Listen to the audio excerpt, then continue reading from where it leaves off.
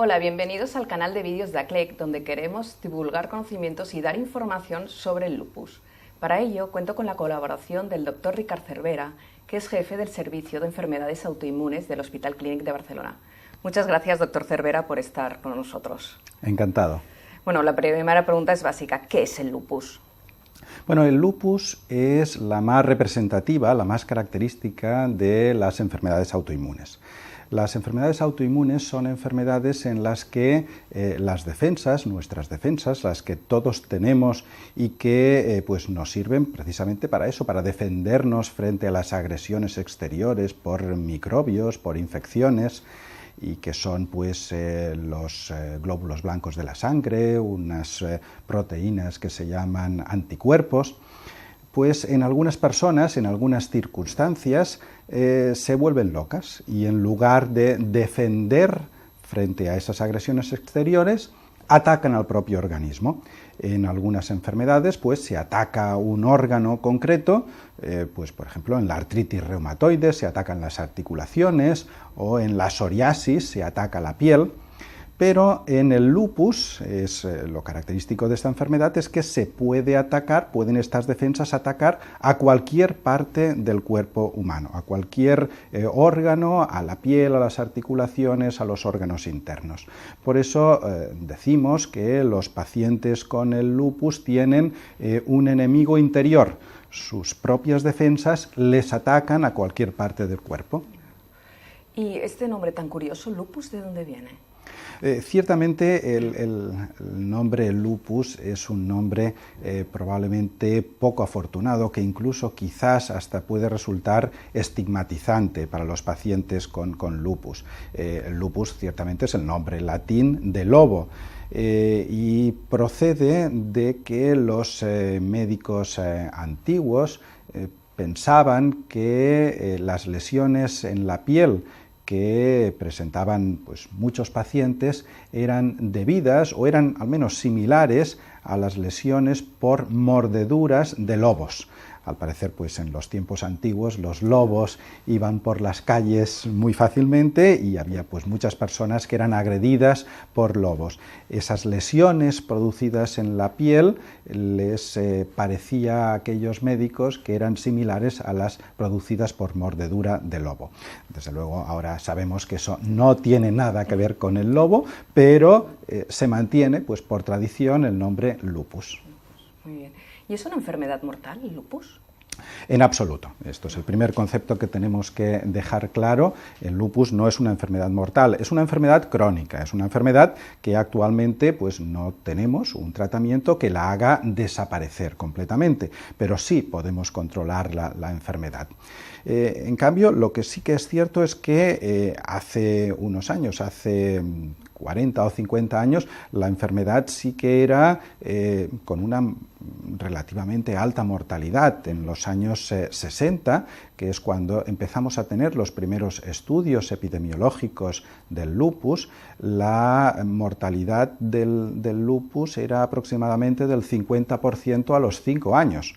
Que es pues una mortalidad similar a la que puede tener en la actualidad globalmente el cáncer. Hay cánceres con mayor supervivencia, otros con menor supervivencia, pero en los años 50 y 60, con el mejor tratamiento disponible en aquellos momentos, que eran los corticoides, la mortalidad era de alrededor del 50% a los 5 años.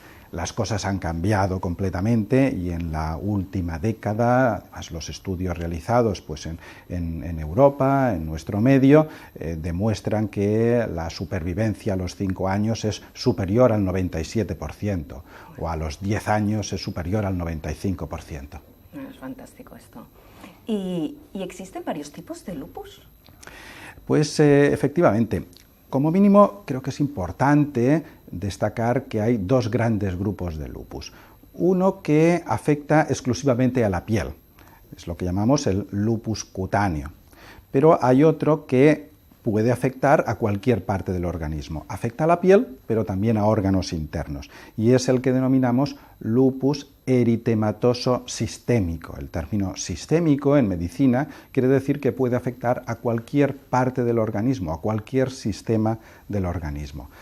Los pacientes con un lupus exclusivamente cutáneo muy raramente llegan a desarrollar un lupus sistémico. Menos del 5% de los pacientes desarrollan un lupus sistémico. Sin embargo, los pacientes con un lupus sistémico, en su mayoría, tienen, entre otras manifestaciones, también lesiones cutáneas. ¿Y qué causa el lupus? ¿Cuáles son las causas? El lupus es una enfermedad, como sucede en medicina, en muchas enfermedades, en las cuales no conocemos una causa única, estricta, exacta de la enfermedad. Pero sabemos que hay diferentes factores que influyen en que aparezca la enfermedad. Es como un puzzle donde hay muchas piezas que llamamos factores y que la combinación de esas piezas, de esos factores, desencadena, produce el lupus. Algunos factores que pensamos que son importantes son, por ejemplo, los genes. No es una enfermedad hereditaria, no es una enfermedad que pase directamente de padres a hijos, pues como por ejemplo la hemofilia, pero es una enfermedad en la cual existe una mayor predisposición en algunas familias. Pues así no es extraño que algunas personas con lupus nos digan que tienen pues una prima, una tía que tiene lupus o que tiene otra enfermedad autoinmune. Por lo tanto, los genes es uno de esos factores del puzzle. También las hormonas. El lupus es una enfermedad que afecta mucho más a las mujeres que a los hombres. Afecta de cada 10 personas con lupus, 9 son mujeres. Ello quiere decir que las hormonas sexuales femeninas, los estrógenos, influyen en la enfermedad, pero tampoco es el único elemento. Hay hombres también, menos, pero también los hay, que pueden desarrollar la enfermedad. Y también pues, hay factores que llamamos externos o exógenos que pueden influir. Y uno de ellos es el sol o los rayos ultravioletas del sol. También probablemente algunos agentes infecciosos, virus, probablemente influyen en que se desarrolle la enfermedad. Por lo tanto, es la combinación de estos factores la que puede hacer que una persona desarrolle esta enfermedad. ¿Y qué situaciones puede desencadenar el lupus? Es muy importante reconocer que el lupus no es una enfermedad lineal, es una enfermedad oscilante, es una enfermedad que cursa a brotes.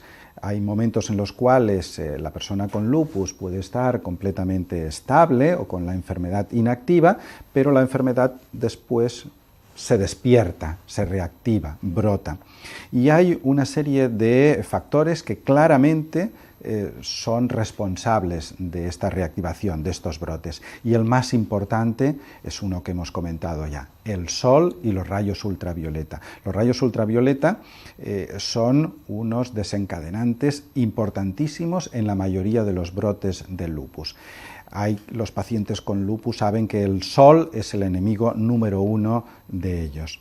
Para ello, pues, tienen que protegerse al máximo, pero también es importante saber que hay otras fuentes de rayos ultravioleta, por ejemplo, los tubos fluorescentes. Los tubos fluorescentes tienen una emisión muy elevada de rayos ultravioleta y a veces, pues, personas que no se exponen al sol están durante todo el día trabajando en una oficina con tubos fluorescentes que emiten rayos ultravioleta y eso también es muy peligroso. Pero hay otro segundo factor muy importante que puede desencadenar los brotes, que es el estrés, el sobreesfuerzo, el trabajo intenso. Por eso siempre recomendamos a nuestros pacientes que deben vigilar mucho estos aspectos, porque esto puede ser una causa de un rebrote, de un empeoramiento claro del lupus. El estrés, que desgraciadamente es un mal de nuestra sociedad. Desgraciadamente, pero los pacientes con lupus tienen que hacer el esfuerzo adicional de intentar limitarlo al máximo. ¿Cuáles son los síntomas de una persona que padece lupus? ¿Qué síntomas tiene? Esta es una enfermedad que, como hemos comentado previamente, puede afectar a cualquier parte del organismo, a cualquier órgano. Por lo tanto, prácticamente cualquier manifestación clínica que los médicos estudiamos puede aparecer en los pacientes con lupus. De todas formas, las más frecuentes son sobre todo el cansancio que puede llegar a ser intenso, que aparece ya por las mañanas al levantarse, las lesiones en la piel, aquellas lesiones que los médicos antiguos les parecía de mordeduras de lobo, ya prácticamente no las vemos actualmente, porque podemos controlarlas con tratamiento, pero sí es muy frecuente que aparezcan pues enrojecimientos, sobre todo enrojecimientos en la cara, que tienen el aspecto de unas alas de mariposa. Por eso los pacientes con lupus pues utilizan muchas veces las mariposas como logos en sus asociaciones. Esto es por ese enrojecimiento en la cara que simula o que parece las alas de una mariposa. Pero también pueden aparecer enrojecimientos en los brazos, en el pecho, en la espalda. Otro síntoma también muy frecuente son los dolores articulares.